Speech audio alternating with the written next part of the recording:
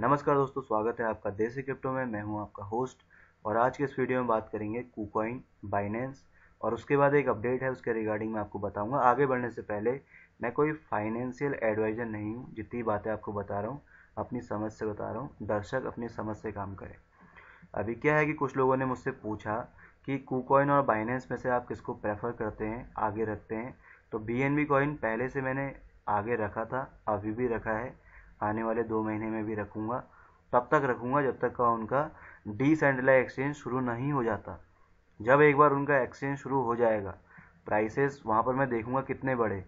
अगर नहीं बढ़े होंगे या फिर कुछ नहीं हो रहा होगा तो जाके मैं बेच दूँगा, क्योंकि मुझे लगता है मेरी टाइम ड्यूरेशन जो है वो तब तक हो जाएगी ख़त्म।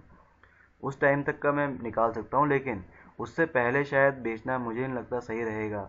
अभी क्या है, समझना बात को, कि क्रिप्टो मार्केट जैसी चल रही है, अगर यही चलती रहे, थोड़ी बहुत घटती बढ़ती ऊपर नीचे होता रहे, कोई दिक्कत नहीं है। लेकिन वहाँ तक अगर पहुँच जाए सही सलामत, जब तक उनका एक्सचेंज नहीं बनना है, जब बनेगा तो मुझे लगता है कि वो उस टाइम पे BNB प्राइस में, BNB कॉइन के प्राइस में एक गेन देखने को मिलेगा। बिकॉज इन लोगों ने बोला है कि जो एक्सचेंज बनेगा डिसेंट्रलाइज एक्सचेंज, उस एक्सचेंज में BNB coin as a fuel काम करेगा। उस सिस्टम को रन करने के लिए BNB कॉइन की ज़रूरत पड़ेगी, जो कि मुझे लगता है बहुत बड़ा फैक्टर है। बात बहुत छोटी सी है लेकिन बहुत बड़ी बात है। दूसरी बात यह है कि BNB जो है, बाइनेंस, वो यूनिकॉर्न में शामिल हो गया है, यूनिकॉर्न कंपनी में। ऐसा मैं कहीं पढ़ रहा था, अभी क्या है एग्जैक्टली मुझे नहीं पता। इसका मतलब क्या है? इसका मतलब यह है कि उनने बहुत ज़्यादा कमा लिया, पैसा बहुत ज़्यादा आया उनके पास। अब ये समझो कि ये एक्सचेंज आया था बहुत बाद में, और सारे एक्सचेंज को पीछे छोड़ के पहले नंबर पे पहुंच गया। ठीक है, यूज़र भी हैप्पी है, ट्रेडिंग अच्छे से हो रही है, बाइंग भी होती है, सेलिंग भी होती है, प्रोसेस स्मूथ काम करती है as compare to other exchange, similar exchange. Compare किससे करेंगे? इन्हीं से तो करेंगे। तो वो है कहने की बात। तो उसके हिसाब से मुझे ऐसा लगता है कि जब ये डिसेंट्रलाइज एक्सचेंज बनाएंगे तो उसमें भी कुछ हद तक क्वालिटी देखने को मिलेगी। आज की जो हालत है, कई सारे एक्सचेंज खुले तो हैं, लेकिन उस हिसाब से उन लोगों के यहाँ पर प्रोसेस इतनी स्मूथ नहीं है, या फिर वो लोग यूज़र को अट्रैक्ट नहीं कर पा रहे।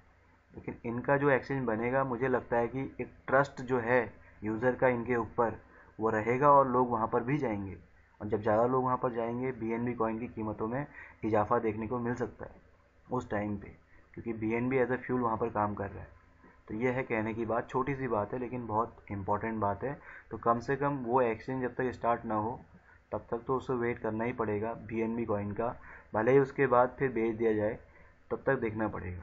तो यह है पहली बात। दूसरी बात यह है कि KuCoin के रिगार्डिंग कोई ऐसा नहीं है कि मोह भंग हो गया है। KuCoin एक्सचेंज भी सही तरीके से काम कर रहा है, सेलेक्टेड करेंसी को अपने यहाँ पर लिस्ट कर रहा है, बाइंग सेलिंग भी सही है, 2 मिलियन कस्टमर हो गए हैं। दूसरे कॉइन के साथ पार्टनरशिप करता है, गिव अवे करता है, वो सारा उसके अंदर मसाला पड़ा है जो यूज़र को अट्रैक्ट करे, खींचे अपने ओर। लेकिन जो एक मेन था, जिस तेज़ी के साथ कस्टमर आ रहे थे, वो आ रहे थे उनके रेफरल मॉडल की वजह से। अभी क्या हुआ है कि उनने कुछ तब्दीलियां करी हैं, जहाँ तक मैंने देखा कुछ तब्दीलियां हुई हैं। या तो उन्होंने टेम्परेली बैन किया होगा, बंद किया है, या फिर परमानेंटली उसे डिसेबल किया है।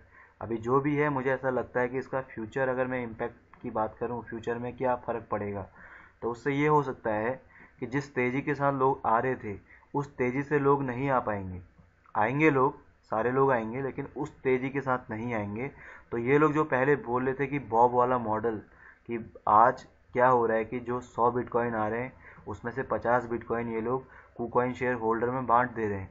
तो ये लोग बोल रहे थे कि कल के दिन जब ज़्यादा बिटकॉइन आएंगे, मतलब ज़्यादा बिटकॉइन का मतलब ट्रेडिंग फी ज़्यादा आएगी, तो ज़्यादा फिर उन लोग को मिलेगा जिनने KuCoin शेयर होल्ड किया है।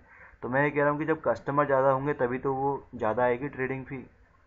कस्टमर अगर ज़्यादा जुड़ेंगे, 2 मिलियन अभी हैं, 10 मिलियन अगर हो जाते तो ज़्यादा ट्रेडिंग फी आती, ज़्यादा खरीदारी होती, ज़्यादा बेचते लोग। तो मैं क्या कह रहा हूँ कि वो फ़र्क किसको करता? जिन लोगों ने KuCoin शेयर होल्ड किया है। ठीक है, तो इसका ना थोड़ा बहुत ये बात भले ही छोटी लगे, लेकिन मुझे लगता है कि इसका भी इम्पैक्ट पड़ेगा। अब इसका मतलब ये नहीं कोई बेच दे अपने KuCoin शेयर, जिसने बड़े पैसे से परचेज किया है। मुझे ऐसा लगता है कि मार्केट अपने पीरियड पे है, करेक्शन वाले। ठीक है, थोड़ा बहुत तो स्टार्टिंग में चलो वो था कि खबरें आई थी कि ये यहाँ बैन हो गया, यहाँ पर रेगुलेट कर रहे हैं। माइनिंग के लिए चाइना की खबर आई थी, वो सबका इम्पैक्ट तो पड़ा प्राइसेस पे, लेकिन थोड़ा बहुत ये होता है ना कि कभी प्राइस घट जाए तो हो सकता है करेक्शन भी हो रहा हो। ये पहले भी हुआ है ऐसा, ठीक है, अभी पहली बार नहीं है, पहले भी हुआ है। प्राइसेस ऊपर गए थे, उसके बाद डाउन गए, फिर 6 महीने लग गए, 4-5 महीने लग गए दोबारा से रिकवर करके अपने उस प्राइस को भी तोड़ने में, उससे भी ऊपर जाने में इतना टाइम लग गया, ठीक है। तो होता है ऐसा मार्केट में, प्राइसेस ऊपर जाते हैं, उसके बाद थोड़ा करेक्शन होता है, नीचे आते हैं, फिर सस्टेन करता है, और उसके बाद जब ये अगला गेन आएगा तो फिर ऊपर चला जाएगा, या फिर कुछ भी हो सकता है। क्रिप्टो मार्केट है, हाईली वोलेटाइल है, छोटी मोटी न्यूज़ का भी बहुत इम्पैक्ट पड़ता है, ये सबसे ख़राब बात है कायदे में। क्या होता है कि छोटा देखो, एक रोड मैप होता है किसी भी कॉइन का, कि वो लोग बोलते हैं कि हम लॉन्च कर रहे हैं अपना कॉइन, ये रोड मैप है। अब समझो बात को कि जब वो कॉइन एक्सचेंज में आएगा, उन लोगों ने लिखा है कि इस ईयर में, इस महीने हम लोग ये अपडेट करेंगे, तो वो अपडेट तो आने ही आने हैं, उसमें कोई नई बात तो है नहीं। लेकिन कोई सी भी अपडेट आ जाए, उस अपडेट के आने पे प्राइसेस में एक गेन देखने को मिल रहा है। एक तरीके से तो ये अच्छा है उन लोग के लिए जिनने उस कॉइन को होल्ड किया है, लेकिन जिन लोग बेचारे उस पीक पे जाके परचेज करते हैं, उन लोग के लिए हो जाता है घाटा। वो लोग खरीद देते हैं टॉप प्राइस पे, फिर प्राइसेस आते हैं नीचे, तो उनको मिल जाता है घाटा। और दूसरा घाटा ये है कि न्यूज़ का जो इतना इम्पैक्ट पड़ रहा है पॉजिटिव तरीके से, नेगेटिव इम्पैक्ट भी पड़ता है। नेगेटिव क्या पड़ रहा है कि कोई सी भी ख़राब न्यूज़ आ जाए तो पूरी मार्केट डाउन चली जा रही है, समझना बात को। तो पॉजिटिव में जो इम्पैक्ट देखने को मिल रहे हैं वही नेगेटिव में भी हैं, और ये दोनों ही अगर देखो तो सही नहीं है। एक तरीके से जो गेन आना है वो नेचुरल तरीके से आना चाहिए। कोई न्यूज़ आ जाए उस पर अगर इतना घाटा नीचे चले जाए तो वो एक तरीके से बेकार है। तो अब समझना बात को क्या है कि कूकॉइन के रिगार्डिंग जो मुझसे कह रहे थे, मेरा ये सिनेरियो है कि जब भी उसके बारे में बताया था उस जगह पे प्राइस बहुत कम थे। मुझे ऐसा लगता है 50 रुपये में मैंने प्रमोशन स्टार्ट मतलब बताया था उसके बारे में, कूकॉइन के बारे में, क्या ये कॉइन है, क्या इसके प्राइस क्यों बढ़ेंगे आगे। उस जगह से अगर मैं देखूं तो स्टिल अभी भी 10 गुने के गेन पे हूँ। और 10 गुने का गेन सोचने में लगेगा कि यार क्रिप्टो मार्केट है, यहाँ तो 40 गुने का गेन मिल जाता है। 10 गुना बहुत ज़्यादा होता है। अगर आप देखो ना कि एक करेंसी को अगर 2 गुने का गेन लेने के लिए, दुगना करने के लिए बैंक पे करीबन करीबन 10-12 साल रखना पड़ जाता है। अब मुझे पता नहीं 10-12 साल रखना पड़ता होगा, कितना रखना पड़ता होगा, कम भी हो सकता है, नहीं कम ही होगा शायद उससे। लेकिन मैं क्या कह रहा हूँ समझना कि 2-3 गुने का गेन अगर चाहिए आपको अपनी इन्वेस्टमेंट में, तो उसके लिए बहुत टाइम लग जाता है। अभी यहाँ पर 10 गुने का गेन भी छोटा लगता है, क्योंकि गेन जो मिल रहे हैं वो बहुत ज़्यादा मिल रहे हैं।